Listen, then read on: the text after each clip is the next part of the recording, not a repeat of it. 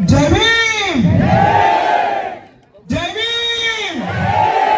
Doctor Babasaheb आंबेडकरांचा, doctor Babasaheb आंबेडकरांचा.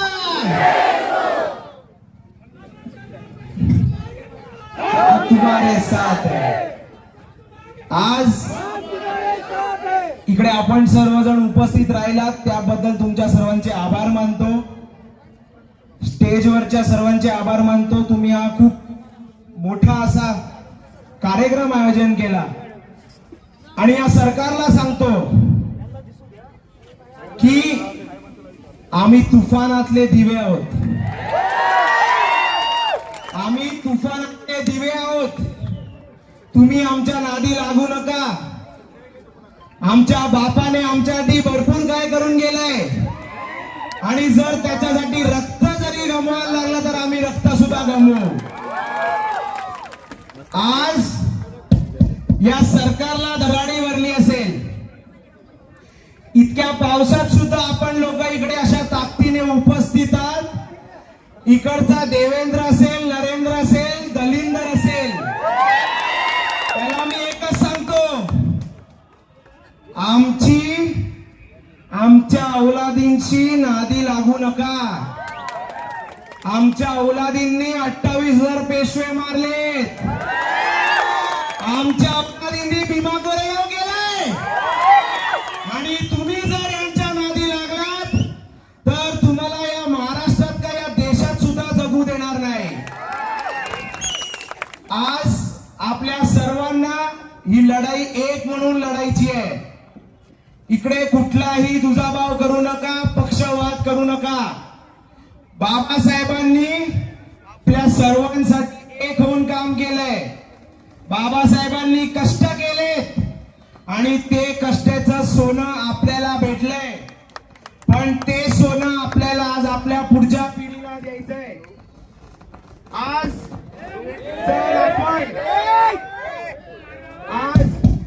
जर आपण एक साथ नाही उरलो तर इकडचं सरकार हे आरक्षण आपल्याकडनं काढून घेईल.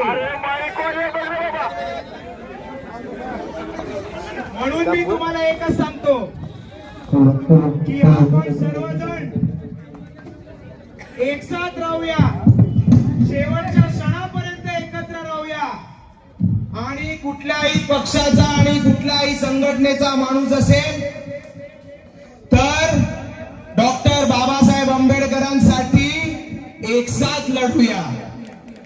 आणि जाता जाता एवढं सांगतो, ही तर फक्त सुरुवात आहे. आज गल्ली गल्ली ते दिल्ली दिल्ली फक्त एकच माणूस आहे. आज गल्ली ते दिल्ली एकच लढ आहे आणि तो नारा म्हणजे जय भीम, डॉक्टर बाबासाहेब आंबेडकरांचा, डॉक्टर बाबासाहेब आंबेडकरांचा.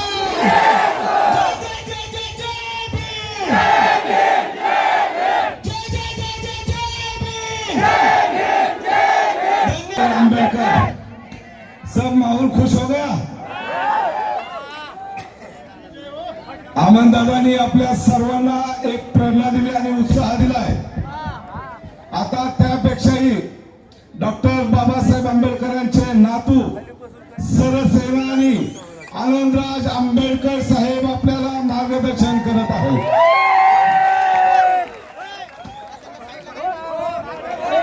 तथागत भगवान गौतम बुद्ध या महाराष्ट्राचा आराध्य दैवत छत्रपती शिवाजी महाराज आणि ज्यांनी या देशामध्ये पहिल्यांदा आरक्षण सुरुवात केलं ते छत्रपती शाहू महाराज, ज्यांनी सामाजिक क्रांती ज्योत पेटवली ती क्रांतीबा ज्योतिबा फुले.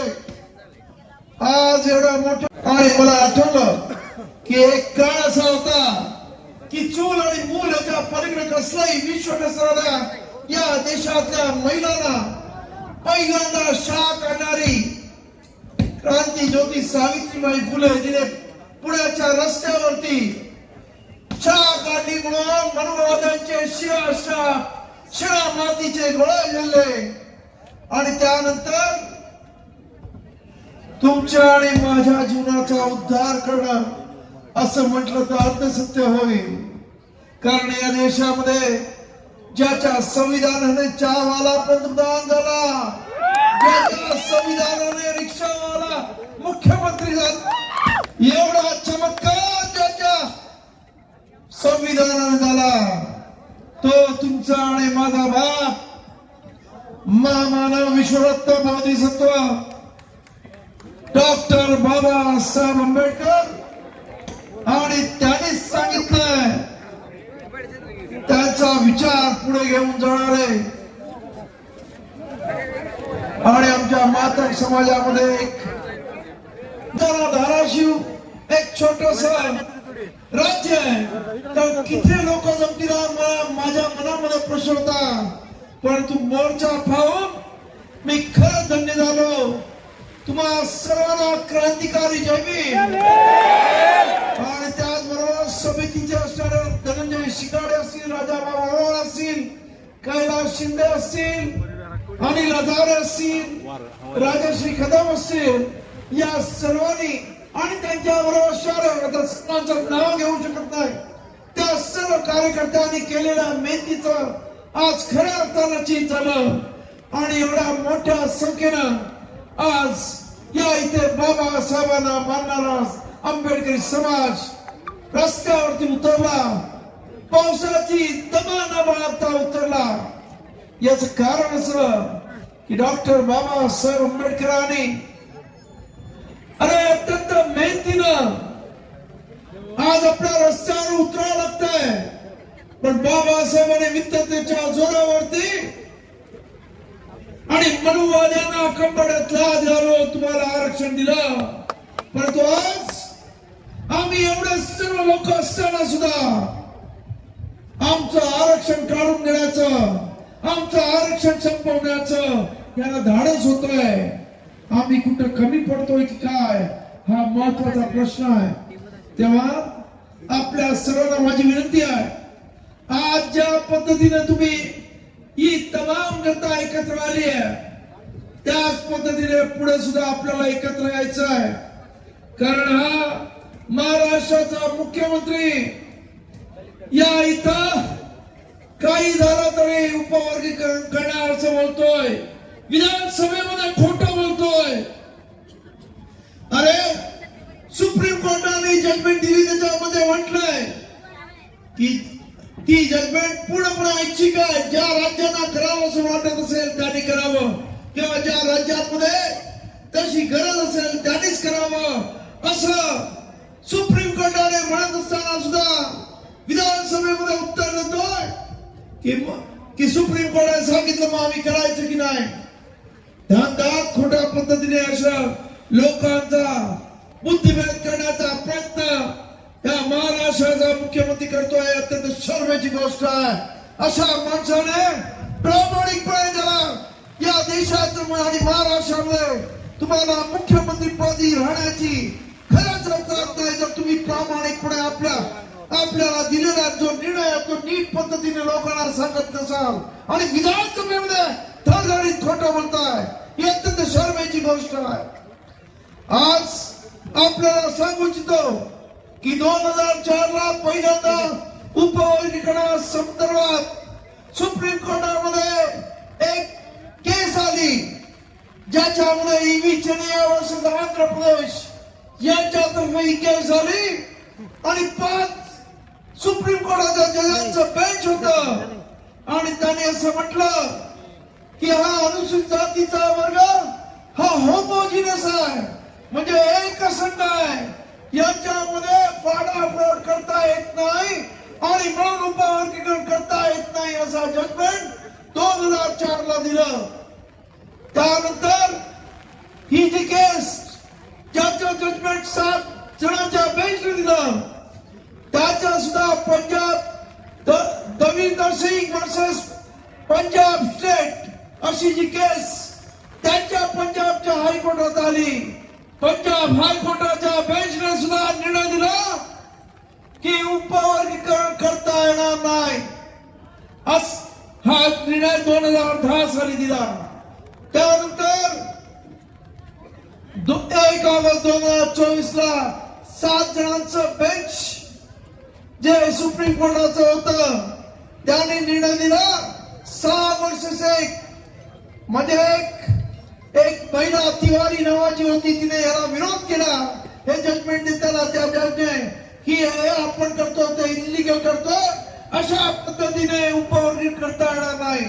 परंतु आपण पाहतोय की या देशाच्या पंतप्रधानांनी कर्नाटकात जाऊन 2024च्या इलेक्शन मध्ये तिकडच्या मागा नावाच्या एका जमातीला आश्वासन दिलं होतं की मी तुमचं उपवर्गीकरण करून देतो आणि त्यानंतर सुप्रीम कोर्ट त्या पद्धतीचा निर्णय घेतं. अत्यंत शर्मेची गोष्ट आहे की या देशातलं सुप्रीम कोर्ट जर सुप्रीम मिळणार असेल तर हे अत्यंत दुर्दैवी आहे. आणि माझं असं म्हणणं आहे की या देशामध्ये ना सत्ता ना सुप्रीम कोर्ट सुप्रीम आहे, या देशामधली जनता सुप्रीम आहे. आज जनतेने ठरवलेलं आहे आमच्या इथे असणाऱ्या 59 जातीमधल्या 58 जाती ठरवलेलं आहे की आम्हाला उपवर्गीकरण नको आहे आणि त्यामुळं आम्ही उपवर्गीकरण कधी मान्य करणार नाही. आणि मला सांगायचंय नरेंद्र मोदीला आणि या देवेंद्र फडणवीसला एवढं सुद्धा उपवर्गीकरणाची खाज आहे ना तर जे ओपन मधलं आहे ना ओपन मधल्या सीट्स त्याच्यामध्ये पहिल्यांदा उपवर्गीकरण करून दाखव मग या देशामध्ये मनुवाद्याने जातीवाद्याने किती जागा आमदारकीच्या खासदारकीच्या आणि त्याचबरोबर जजेसच्या किती जागा भरलेल्या आहेत. त्यामुळं करायची जिंमत असेल तर ओपन मधल्या सीट मध्ये उपवर्गीकरण करा आणि त्याच्यामध्ये जे ओपन मध्ये आहेत त्यांना याच पद्धतीनं जागा द्या. आमचं म्हणणं आहे की या इथं मनुवाद्याने सर्वात जास्त जागा खाल्ल्यात मग त्याची जागा कमी करा आणि इतर ज्या मराठा रस्त्यावरती लढतो इतर समाज लढतात त्यांना तुमच्या मधल्या जागा द्या. हे होत नाही. परंतु आज आम्ही कुठेतरी डॉक्टर इंजिनियर IAS IPS होत आहेत तर आमच्या विरोधात तुम्हाला हे जे षडयंत्र करताय आमच्याशी गाठ आहे. लक्षात घ्या आंबेडकरी समाजाशी गाठ आहे. आंबेडकरी समाज हा शांत असतो तेव्हा शांत असतो. दुर्दैवानं इथं सर्वच विद्वान असतात त्यामुळे वेगवेगळे गट पण असतात पण जेव्हा एकत्र येतो तेव्हा कोणाची महावेली नाही याच्या पुढे यायची. याचं उदाहरण देतो की याच्यासाठी तुम्हाला सांगतो की बाबासाहेब आंबेडकरांनी या देशाला राज्यघटना दिली.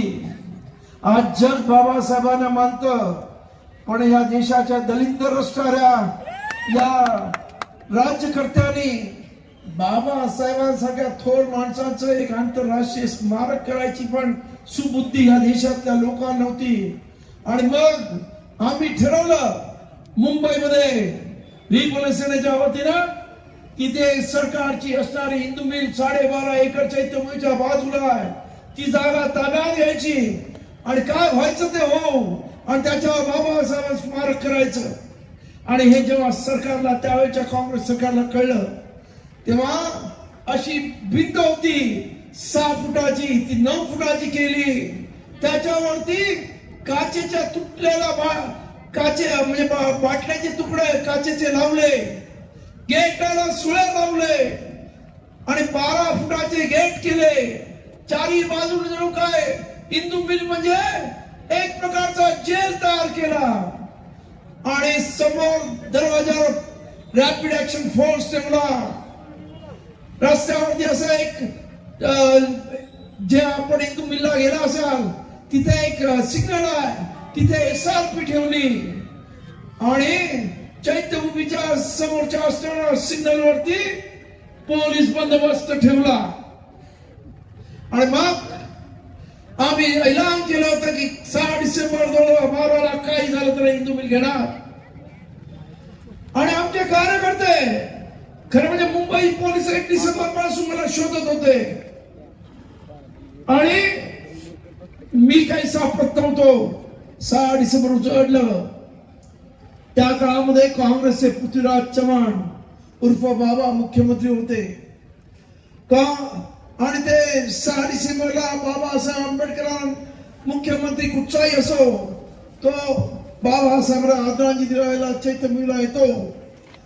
पोलिसांना मुंबईच्या वाटलं की मुख्यमंत्री आता चैत्यभूमीला येतील, हे काहीतरी गडबड करतील. प्रचंड बंदोबस्त चैत्यभूमीच्या परिसरामध्ये होता. मुख्यमंत्री आले, आदरांजली वाहिली. पत्रकारांनी त्यांना विचारलं की असं आंदोलन होणार आहे, तुम्ही काय करणार आहात? ते म्हणाले आम्ही सेंट्रलशी बोलतोय, आमचा प्रयत्न चालू आहे. अशी राजकीय थापाबाजी करून ते गाडीत बसले. पोलिसांना वाटलं की यांच्या गाडी खालची रिप्रेझेंटेटिव्हचे कार्यकर्ते आडवे होतील. काही झालं नाही. मुख्यमंत्री आपला निघून गेला. पोलीस रिलॅक्स झाले आणि मला कार्यकर्त्यांनी सांगितलं की पोलीस आता मुख्यमंत्री गेलेले आहेत आणि साहेब इथे रॅपिड ऍक्शन फोर्स AK-47 घेऊन आहे. SRP इथे समोर उभी आहे आणि पोलीस सुद्धा प्रचंड बंदोबस्त आहे. काय करायचं? म्हटलं घाबरू नका, मी आता येतो. आणि मी आलो.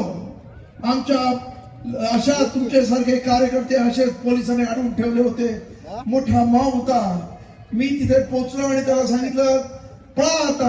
आणि मी पळायला लागलो, कार्यकर्त्यांना पळायला लागला. पोलिसांना काय होण्याच्या आधी पहिलं कडं तुटलं आणि एवढा माप पळत होता. त्याच्या बरोबर अजून तिथे 6 डिसेंबरला तुमच्यासारखे लाखो लोक येतात. त्यांनी बघितलं हा माप पळतो, त्यांना वाटलं काहीतरी झालं यांच्यावर, चला तो माप पळायला लागला. दुसरं SRPचं जे काय हे होतं कडं, ते सुद्धा कधी तुटलं कळलं नाही. आणि आम्ही रॅपिड ऍक्शन फोर्सच्या समोर जाऊन उभं राहिलो.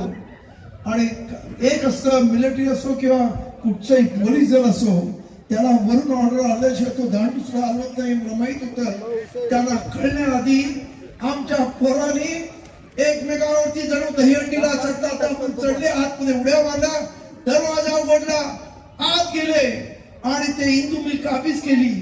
त्यानंतर ऐकून घ्या, त्यानंतर आमच्या विरुद्ध कोर्टात केस केली सरकारनं. आणि तिथे केस हायकोर्टामध्ये दाऊद नावाचा जज होता, त्यांच्या समोर ती केस चालू झाली.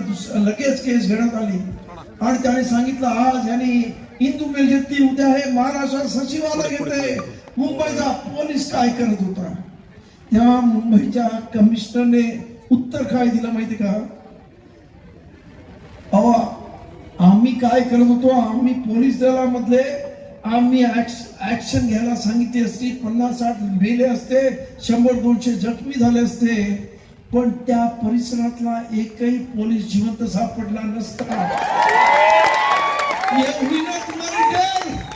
कैसी है हे म्हणतात तुमची हिंमत. त्यामुळं त्या देशामध्ये आमच्या बरोबर लागू नका. भीमा कोरेगाव करणारी जमात आहे. तेव्हा 500 लोक होते. आज इथे हा लाखो करोडोचा जनसमुदाय आहे. काय होईल त्याचा विचार करा. आणि म्हणून म्हणतो की येड्या घबरायचं काम नाही. हे फालतू उपवर्गीकरण वगैरे आम्हा लोकांना पाठीमागे खेचण्याचा प्रयत्न करू नका, एवढंच या सरकारला सांगतो. आणि आपण सर्वजण आज ज्या पद्धतीने या मोर्चामध्ये सामील झाला आणि पावसाळ्यामध्ये उभं राहिला, त्याबद्दल आपल्या सर्वांना मी मनापासून सॅल्यूट करतो.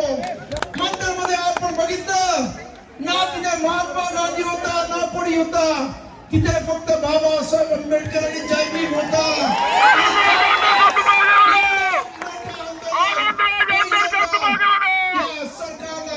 राष्ट्राच्या सरकारला झुकावं लागलं. म्हणून म्हणतो ऐक्य आणि ताकद एकत्र घ्या. अनेक शब्द आपल्या बरोबर जुळायला लागले. त्या सर्वांना घेऊन एक देशामध्ये ही मनुवादाने केलेली जी काही परिवर्तनाचे म्हणजे मनुवादाने केलेलं हे जे काही काम आहे ते परतवून परत बाबासाहेब आंबेडकरांचा विचार एवढंच सांगतो आणि आपल्याला घेतो.